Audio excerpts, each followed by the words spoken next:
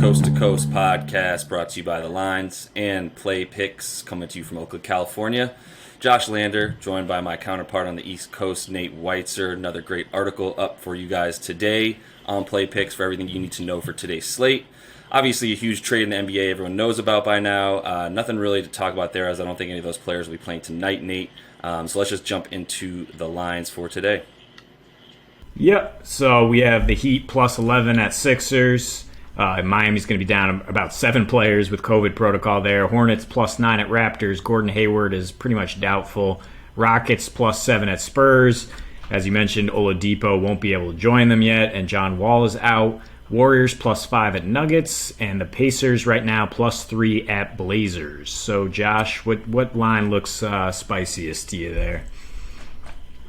Well, I'm going to start on the West Coast, as I am wont to do, with the Warriors taking on the Nuggets in Denver. I'm actually looking at the total there. I know you're going to probably talk a little bit about the line, but I do like that the Denver sort of pace of play to win out over the recent Warriors defensive, really solid play that we've seen. I think the style of play will be fast. Looking at an over of 229 right now. I think what I'm looking at there is obviously Denver, not very good on defense, very good on offense. The over has hit in 9 of their 11 games this season. And then I think this is a game where the Warriors tend to play the style of play of the team they're playing against, because they can't put the ball in the bucket. What that means is Steph needs to score. And the games that they've played against teams in the bottom 10 defensively this year, they put up 115 or more points in each of those 5 games. And I'm looking for that to continue tonight in a big game from Steph. Yeah, I agree that Jokic is going to get his against that Warriors defense. I don't know if I'm ready to trust the rest of Denver. I mean, Jamal Murray's been MIA since the bubble. Michael Porter Jr. still out. I mean, they don't have a quality win all year. They have 5 wins against shorthanded teams. They have a negative 24 net rating in clutch time. And the Warriors haven't lost any close games. They've been storming back. Since Draymond Green came back, they've been dominating the second half, and Steph's gone on these explosions. I think you could see that happen again against the 25th rated Denver three-point defense. So I think this is a great opportunity to do some live betting on the Warriors. Hope they fall behind against the Nuggets team that's third and first quarter scoring, but average the rest of the way, and just kind of attack that line when you see it. What do you think? Yeah, I can see that. Either way, like I said, I'm going to take the over in that game tonight. Moving on to a game that's going to be a lot less aesthetically pleasing in the Eastern Conference. You've got the Hornets in Toronto, and no Gordon Hayward, as you said. I'm staying away from the line. I don't trust the Raptors, and sometimes that's addition by subtraction. When a star goes out, you can see that from a team, as we've seen a couple times this year. So I'm actually liking the under. I think it's going to get choppy. I think really when you're looking at what the Raptors do best on offense, they score from 3 with a large percentage of their points coming from behind the 3-point line, and the Hornets guard the 3-point line to the tune of the 3rd best in terms of their opponents scoring their 3-point percentage. They hold opponents to a really good low percentage from 3. So I don't think there's going to be too many points scored there. Like I said, really low. I think you can still find that under 221.5 at FanDuel.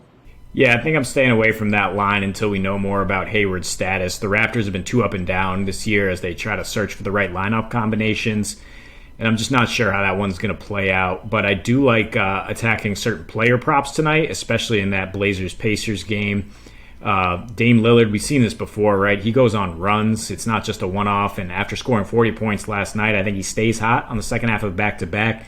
He averaged nearly 33 points per game on back-to-backs last year. Nearly 32 points per game at home, and he torched this Pacers team for 80 points and 28 assists, shooting 58% from the field in 2 meetings last year. Love Dame to get over 32.5 points and rebounds. That's on FanDuel, or 28.5 points. And love him as a DFS option to consider stacking with Malcolm Brogdon on the other end, similar to how we saw it pay off with De'Aaron Fox and Lillard last night. What do you think about that one? Yeah, Dame's burned me a couple times this year, so I'm probably going to stay away from him. But I do like those numbers in his matchup against the Pacers and his history there. The over is what I like, so I'm hoping Dame does score. I think it's going to get over the 232, mostly because what Indiana does well is score in the paint. The Blazers don't really defend the paint as well as they could, and Indiana gives up the third highest 3-point percentage to its opponents, where Portland excels. So I think you're looking at two opposing forces going against two weak points in the defense, in terms of what their offensive strengths are. So look at the over there, and I'm staying away from the line just because those West Coast games seem to get wonky sometimes.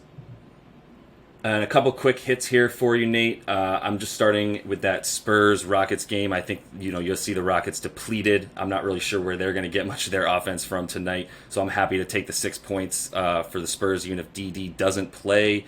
And then I am going to take the Curry props, as I am putting my money on this being a fast-paced Warriors-Nuggets game tonight. In which case, as we've said, Curry in the games where the Warriors are scoring 115 or more points this year in 5 games, he's averaging 46. Obviously, that's a lot of points, skewed a little bit by the 62 he scored against the Blazers. But still, like I said, with the way that I'm envisioning this game going and being an offensive juggernaut, I do like Steph's over to score a lot of points. Yeah, I don't have a problem with any of those that you just mentioned. And from a DFS perspective, I think you have to look at the value tonight at Miami with 7 guys out. I don't see any way you don't play Tyler Hero, Precious Achiuwa, or Kelly Olynyk at their current price tags. The Rockets are going to have a ton of value, especially if Eric Gordon's out. They're going to use some combination of David Nwaba, Ben McLemore, and Sterling Brown in the backcourt.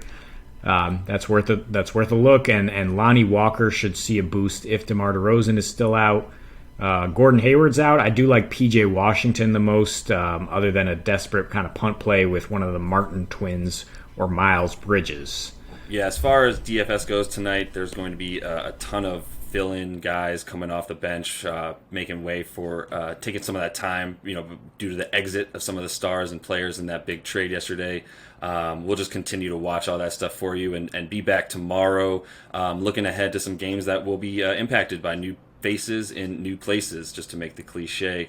We'll be following everything for you guys. Keep on us tomorrow, Friday, January the 15th. As for tonight, happy betting.